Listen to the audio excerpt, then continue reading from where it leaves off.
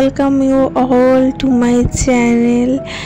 তোমাদের সকলকে ঈশাস ডায়েরিজের একটা নতুন সকালে ওয়ার্ম ওয়েলকাম জানাই। সকালবেলা ঘুম থেকে উঠেই কাজে বসে পড়েছিলাম।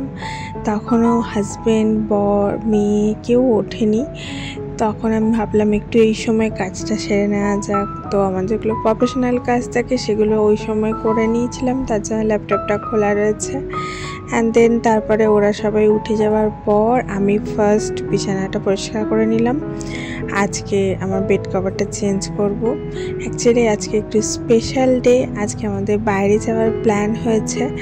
তো আজকে আমরা ঠিক করেছি বাইরে একটা লাঞ্চ ডেটে যাব, বিকজ রিসেন্টলি আমার মেয়ের বার্থডে গেল। আর বার্থডেতে আমাদের বাইরে যাওয়ার প্রোগ্রাম ছিল, বাট সামহাও কিছু রিজনের জন্য যাওয়া হয়ে ওঠেনি। তো আমরা আজকে ডিসাইড করেছিলাম, যেহেতু আজকে সানডে রয়েছে আর ছুটির দিন, হাজব্যান্ডেরও ছুটির দিন, তো আজকেই আমরা চলে যাই বাইরে সবাই মিলে একটা লাঞ্চ ডেটে এবং বাইরে ভালো করে লাঞ্চ টাঞ্চ করে আসি। আর দেখবে একটা কোনো স্পেশাল অকেশন বা একটা কোনো ভালো অজুহাত না থাকলে বাইরে যাওয়াটা হয়ে ওঠে না। আর যে কোনো অনুষ্ঠান হোক কি অকেশন হোক, একটা স্পেশাল ডেটে বাইরে যেতে কিন্তু সবারই মন চায়। মনে হয় ঘরে যত যা করব বাইরে একবার ঘুরে আসি। বাইরে ঘুরতে গেলে, বাইরে খেতে গেলে মনটাও ভালো হয়ে যায়। স্পেশালি যখন উইকেন্ড থাকে তখন মনে হয় বাইরে একটু যাই, সে লাঞ্চে হোক কি ডিনারে হোক, তার সাথে একটা মুভি দেখি, বাইরে একটু হ্যাং আউট করে আসি, তাহলে মনটা ভালো হয়। সারা সপ্তাহ ঘরে থাকা এবং বা সারা সপ্তাহ কাজের মধ্যে থাকার মধ্যে কখনো না কখনো নিজের সেই আনন্দটা, খুশিটা হারিয়ে যায়। তো সব সময় তো ভালো ফিল্ম চলে না। আমরা ভেবেছিলাম একটা ফিল্ম দেখবো, লাঞ্চ করব, দেন আসবো, বাট সেরকম কিছু ভালো ফিল্ম চলছে না। আর বাচ্চা নিয়ে সব ফিল্মে অ্যালাউ থাকে না, এ ক্যাটাগরি ফিল্মে বাচ্চা অ্যালাউ থাকে না। তারপরে অনেক ফিল্ম থাকে যেগুলোতে বাচ্চাকে নিয়ে দেখতে যাওয়াটাও ভালো লাগে না, ওরা বোঝে না সব ফিল্ম, তো ও গেলে বোর হয়, অনেক সময় ঘুমিয়ে যায়। আমরা যখন কালকি দেখতে গেছিলাম তখন ওরা ঘুমিয়ে গেছিলো বাচ্চাগুলো, ভালো লাগছিল না, খারাপ লাগছিল যে ওরাও এনজয় করতে এসছে যেখানে ওরা বোর হয়ে হয়ে ঘুমিয়ে যাচ্ছে। তো তার জন্য আমরা ডিসাইড করেছি শুধু লাঞ্চ করে আসবো। তো সব বিছানা পরিষ্কার করে এখন চা খেয়ে নিচ্ছি। আর আজকে একটু নিজের সেলফ কেয়ার করব, যেহেতু হাতে অনেকটা সময়। আর যেদিন হাতের কাজ কম থাকে, রান্নাবান্না থাকে না, সেদিন একটু সেলফ কেয়ার করতে এমনি ইচ্ছা করে। আর দেখবে বাইরে যাওয়ার আগে একটুখানি নিজেকে প্যাম্পার করতে বা একটু সাজুগুজু করতে সবারই ভাল লাগে। তো ওই যে অ্যালোভেরা জেলগুলো ঢুকিয়ে রেখেছিলাম, তার মধ্যে থেকে একটা কিউব বার করে নিলাম। এটাকে আমি মুখের মধ্যে অ্যাপ্লাই করব। আর প্রচণ্ড গরম করছে আজকাল, চারিদিকে বন্যা হচ্ছে শুনছি, কিন্তু আমাদের এখানে এতটা গরম পড়েছে বিশ্বাস করো, ঠিক যেন ভাদ্র মাসের মতো গরম। দেখতেই পাচ্ছ এই কিউবটার মধ্যে একটা অংশ রয়ে গেছে অ্যালোভেরার, এই যে দেখো পাতার একটা অংশ রয়ে গেছে, বাট এটা কোনো হার্ম করবে না, এটা নরম অংশটা রয়েছে। তো এটাকে হালকা হালকা করে স্কিনের মধ্যে রাব করে নেব। এটা দেওয়ার পরে না স্কিনটা এত ফ্রেশ হয়ে যায় আর এত গ্লো করে কি বলবো। যদি তোমাদের ঘরে অ্যালোভেরা জেল থাকে এটা করে দেখতে পারো, ভীষণ ভীষণ হেল্পফুল। আর যদি ডাইরেক্ট বরফ না অ্যাপ্লাই করতে চাও স্কিনে, সেক্ষেত্রে এটাকে একটা বাটিতে খানিকক্ষণ রেখে দিলে দেন এটা বরফটা গলে জল হয়ে যাবে, দিয়ে যে জেলটা পাওয়া যাবে সেই জেলটার সাথে সামান্য একটু বেসন, একটু দই মিশিয়ে মুখের মধ্যে অ্যাপ্লাই করে নিতে পারো, বা ডাইরেক্ট অ্যাপ্লাই করলেও কিন্তু অনেক কাজ দেয়। তারপরে এটা খানিকক্ষণ রেখে দেওয়ার পর জাস্ট এমনি নর্মাল জল দিয়ে ধুয়ে নিলেই বাস হয়ে যাবে। এটা করার পর আমি দেখেছি আমার স্কিনের মধ্যে প্রচুর পরিবর্তন এসছে, অনেক অনেক গ্লো বেড়ে গেছে এবং স্কিনটা অনেক ফ্রেশ লাগে। আর স্কিনে যেগুলো হালকা হালকা ব্ল্যাক ব্ল্যাক ছোপ হয়ে যায় বয়সের সাথে সাথে, সেগুলো কোথাও না কোথাও দূর হয়ে যায়। দেখো ঘষতে ঘষতে এরকম জেলটায় রূপান্তরিত হয়েছিল। তো এই জেলটাকে এবার আস্তে আস্তে ঘষতে থাকবো স্কিনের মধ্যে, কোথাও না কোথাও একটুখানি পর গিয়ে কোথাও না কোথাও গিয়ে এটা ডিজলভ হয়ে যাবে স্কিনের মধ্যে।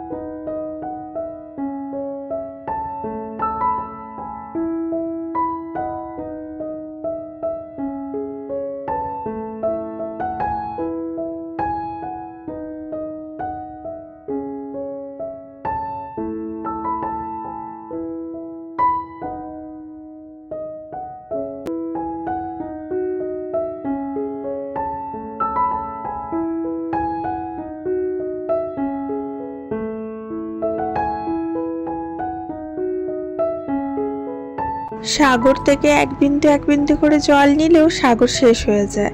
তো এটাকে তো রিফিল করতে হবে, তার জন্য আমি অ্যালোভেরা গাছ থেকে পাতা কেটে তার মধ্যে থেকে জেল বার করে এটাকে আবার রিফিল করে রাখলাম। বেশ অনেকগুলো কিউব শেষ হয়ে গেছিলো, আর খানিক কটা পাতা রেখেছি, এই কটা দেখো কেটে রেখেছি। এই কটা আমি জেলটা আমার স্ক্যাল্পে অ্যাপ্লাই করব, দেন তারপরে শ্যাম্পু করব। তো এটার সাথে অনেক কিছু মেশানো যায়। এটার সাথে তুমি টক দই মেশাতে পারো, অলিভ অয়েল মেশাতে পারো, ভিটামিন ই ক্যাপসুল মেশাতে পারো, কোকোনাট অয়েল মেশাতে পারো, মধু মেশাতে পারো, ডিম মেশাতে পারো।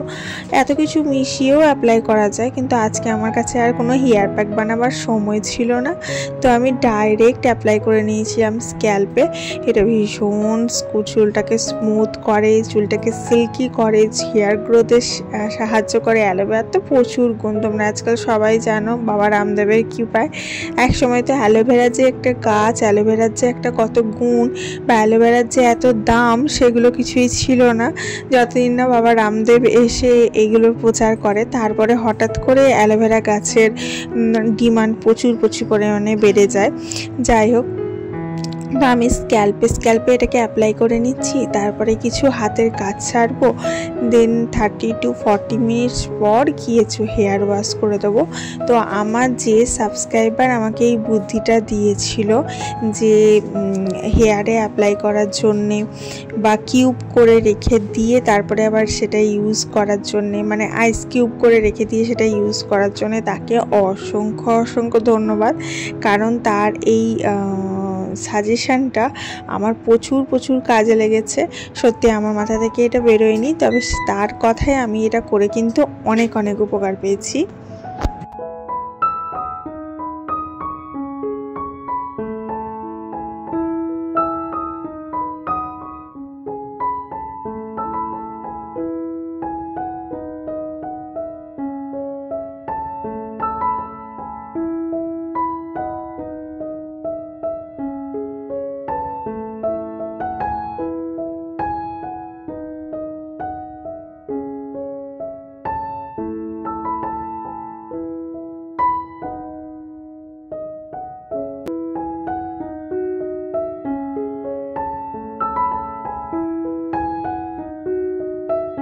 খানিক কটা জামা কাপড় জমেছিল আয়রন করার জন্য। মেয়েটার রিসেন্টলি স্কুল খুলবে, মানডে থেকে ওর স্কুল স্টার্ট হচ্ছে। তো ওর জামা কাপড়গুলো ছিল, ওর পাপার দু একটা জামা কাপড় ছিল। তো ভাবলাম যে এইটা যতক্ষণ অ্যালোভেরাটা আমার মাথায় বসছে ততক্ষণ আমি আয়রনের কাজটা করে নিই। এই অ্যালোভেরা জেল দিয়ে কিন্তু কেরাটিন প্যাকও খুব ভালো তৈরি হয়। আমি অ্যালোভেরা জেল দিয়ে কেরাটিন প্যাক, ফেস প্যাক, তারপরে তোমার হেয়ার প্যাক অনেক রকমের ইউজ করে দেখেছি, ভীষণ এফেক্টিভ। আর তার সমস্ত কিছুই আমার চ্যানেলে দেওয়া আছে। তোমাদের কারোর হেয়ার রিলেটেড কোনো কিছু প্যাক লাগলে তোমরা আমার চ্যানেলটা একবার ঘুরে দেখতে পারো, আশা করি তোমরা উপকার পাবে। আমি আয়রনটা করে নিই, তা করতে করতে তোমরা প্লিজ একটা লাইক দিয়ে দাও ভিডিওটাতে, আর ভিডিওটা প্লিজ একটু শেয়ার করে দাও। আর যারা ভিডিওটা দেখতে এই পর্যন্ত চলে এসছো, তা আশা করে নিচ্ছি তাদের ভালো লেগেছে। তো তারা অবশ্যই চ্যানেলটাকে সাবস্ক্রাইব করে চ্যানেলের পাশে থেকো এবং আমার ফ্যামিলির একজন মেম্বার হয়ে ওঠো। সাবস্ক্রাইব করলে আমি কথা দিচ্ছি আমরা সবাই মিলে একসাথে প্রতিটা সকাল একদম এনার্জেটিক সহকারে হ্যাপিলি ভাবে স্টার্ট করব। ছোটবেলায় দেখতাম মা ঠাকুমা ভাদ্র মাসে আলমারির সমস্ত জিনিস, টিফানের সমস্ত জিনিস, দামি শাড়ি সব রোদে দিত। তো এবছরে তো পুরো ভাদ্র মাসটা বৃষ্টি হয়ে কেটে গেল। আশ্বিন মাস পড়েছে এবং আশ্বিন মাসের শুরুতেই এত গরম করছে, এত রোদ্দুর দিচ্ছে, ঠিক যেন মনে হচ্ছে তো ভাদ্র মাস। যাই হোক, আবার তো নিম্নচাপ আসছে শুনছি, জানি না কি হবে। যদিও পশ্চিমবঙ্গের কিছু জায়গায় অবস্থা ভীষণ বেহাল, একদম বন্যা হয়ে গেছে, ঘর পর্যন্ত সবার জলে ডুবে ডুবে যাচ্ছে। যাই হোক, সবাই যাতে ভালো থাকে, সুস্থ থাকে এই কামনাই করি, কারণ কারুর খারাপ চাইবো না, সবারই চাইবো ভালো হোক। বা আমাদের এদিকে বন্যা না হলেও এফেক্টটা কিন্তু সব জায়গাতেই সমানভাবেই পড়ে। তার কারণ হচ্ছে আমরা কম বেশি আমাদেরকেও ভুগতে হয় বন্যার ফলে। এখন বন্যার ফলে সবজির দাম ভীষণ চড়া। পটল 80 টাকা কেজি, তারপরে ঢ্যাঁড়স 70 টাকা কেজি, আলু চলে গেছে 35 টাকা কেজি। ভাবা যায় আলু 35 টাকা কেজি, মানুষ তো আলুই খায়, আলু ছাড়া কি খাবে? তো কিছু খাক না খাক মানুষ আলু খেয়ে ভাত খেয়ে বেঁচে থাকে, সেখানে আলু 35 টাকা কেজি। মানে কি যে অবস্থা, কি বলবো। টমেটো 80 টাকা কেজি।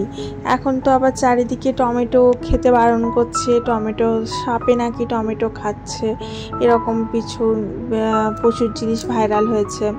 সাপ, বৃষ্টির ফলে সাপ ঢুকে যাচ্ছে কলিফ্লাওয়ারের মধ্যে। যাই হোক, কথা বলতে বলতে দেখো, গল্প করতে করতে আয়রন করা কমপ্লিট হয়ে গেল। এরপরে আমি চানটা করে ঝটাঝট রেডি হয়ে নেবো বেরোবার জন্যে। তো এখানে আমি একটা আনারকলি ড্রেস পরে নিয়েছি আজকে, দুধে হালতা কালারের, লাইট পিঙ্ক বলতে পারো। কেমন লাগছে দেখতে আমাকে অবশ্যই জানিও।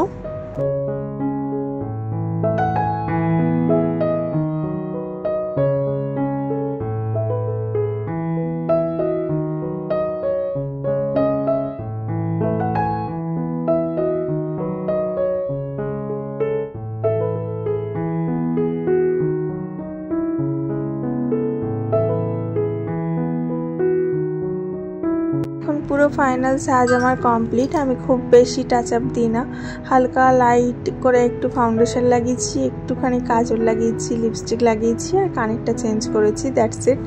এর বেশি আমি কিছু সাজিনি, আর সাজা অত ভালোবাসি না, কারণ প্রচুর গরম করছে। এখানে আমার মেয়ে নতুন ড্রেস পরেছে, যেহেতু ওর বার্থডের অনারে পার্টিতে যাচ্ছি, অ্যান্ড তার সাথে সাথে আমার হাজব্যান্ডও নতুন ড্রেস পরে নিয়েছে, ওর টি শার্টটাও নতুন, প্যান্টটাও নতুন। তো এখানে আমরা সপরিবারে বেরিয়ে পড়েছি লাঞ্চের জন্যে। অ্যান্ড আমাদের সাথে যাবে আমার শ্বশুর শাশুড়ি, কারণ বাইরে আমি কোথাও ঘুরতে গেলে, লাঞ্চে গেলে আমার শ্বশুর শাশুড়িকে কখনোই ছেড়ে যায় না, তাদেরকে নিয়ে যাই, কারণ তারা আমার পাশেই থাকে। আর যেহেতু আমার ভাসুর রয়েছে বিদেশে, সেহেতু আমার শ্বশুর শাশুড়িকে সমস্ত দেখাশুনো করা, তাদের সাথে থাকা, সমস্ত কিছুই আমরা করি। তো এই যে আমরা এই রেস্টুরেন্টে এসে গেছিলাম, রেস্টুরেন্টের লুকটা ভীষণ অ্যাস্থেটিক ছিল, সুন্দর সাজানো গোছানো একটা রেস্টুরেন্ট, তবে আমাদের থেকে বেশি দূরে নয়, একদম আমাদের কাছাকাছি। তো এখানে গিয়ে আমরা অনেক নতুন নতুন খাবার ট্রাই করলাম। প্রথমেই এই ওয়েলকাম ড্রিঙ্কটা ট্রাই করলাম, এটা হচ্ছে মশলা দিয়ে কিছু কোল্ড ড্রিঙ্কস বানিয়ে দিয়েছিল, দারুণ টেস্টি খেতে ছিল। লেমনের একটা আলাদা ফ্লেভার, তারপরে মশলার একটা আলাদা ফ্লেভার। দেন আমরা খেলাম তন্দুরি চিকেন। তন্দুরি চিকেনের সাথে একটা সুন্দর স্টাফিং দিয়েছিল, অ্যান্ড তার সাথে একটা সস দিয়েছিল, স্যালাড দিয়েছিল। আর তন্দুরি চিকেনটা স্টার্টারে খেয়েই আমাদের প্রায় মানে পেট ভরা ভরা অবস্থা। এই একটা লেগ পিস খেয়েই তো আমার মেয়ের পেট ভরে গেছে। তো ওইটা হচ্ছে আমার শ্বশুর মশাই যে বসে রয়েছে। আমার মেয়ে অ্যাকচুয়ালি ও দাদু আর ঠাম্মির ঠিক মাঝখানে বসছিল, খুব ভালোবাসার পাত্রীও আর কি ও দাদু ঠাম্মির। ও দাদু ঠাম্মি ওকে ভীষণ ভালোবাসে, তো ওরা দুজন ওকে মাঝখানে নিয়ে বসছিল, আর এখানে আমি আর আমার হাজব্যান্ড বসছিলাম।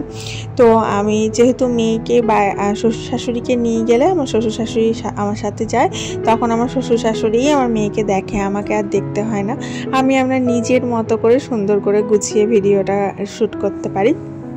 তো এখানে তন্দুরি চিকেনটা ট্রাই করলাম। দেন চলে এসেছিলো আমাদের স্যালাড, দেখতে পাচ্ছ ওটা হচ্ছে ওর ঠাম্মি, আর ওই পাশে দাদু বসে আছে, মাঝখানে আমার মেয়ে বসে আছে। এখানে আমার শাশুড়ি মাকে বললাম তোমরা স্যালাডটা রেডি করো, আমি না বাইরে গেলে কোনো কাজ করি না, সবাইকে দিয়ে কাজ করাই। তো আমার শ্বশুরমশাই লেবু দিয়ে দিল, শাশুড়ি মা নুন গোলমরিচ দিয়ে স্যালাডটা রেডি করে দিল, আমার বর সার্ভ করে দিল। দেন চলে এসেছিলো বিরিয়ানি, আর এখানে চিকেনের এটা কিছু একটা রেসিপি ছিল, নামটা মনে পড়ছে না। আর এটা না একটা নতুন ডিশ ট্রাই করলাম, এত বিউটিফুল খেতে ছিল কি বলবো। এটা হচ্ছে রাজশাহী নান, এত এত টেস্টি। এটার ভেতরে একটা স্টাফিং ছিল নানটার মধ্যে। নান বলছে, কুলচা নয়, রাজশাহী নান, কিন্তু ভেতরে না একটা হালকা স্টাফিং আছে। আর ওপরে মোরব্বা দেওয়া ছিল, চিজ দেওয়া ছিল, তারপরে যেটা সেই কাজু বরফিতে দেওয়া থাকে ওরকম একটা সিলভারে পরত দেওয়া ছিল।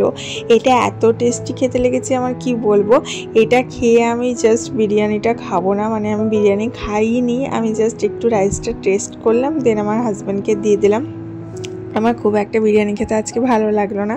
এই নানটা খাওয়ার পর, মুখে দেওয়ার পর আমার এত টেস্টি লেগেছে। আর আমার এই নানটা আমার শুধু না, আমার পরিবারের সবারই ভালো লেগেছে। আমার শ্বশুরমশাই বললো এই রেস্টুরেন্টে আবার আসতে হবে শুধু এই নানটার জন্য।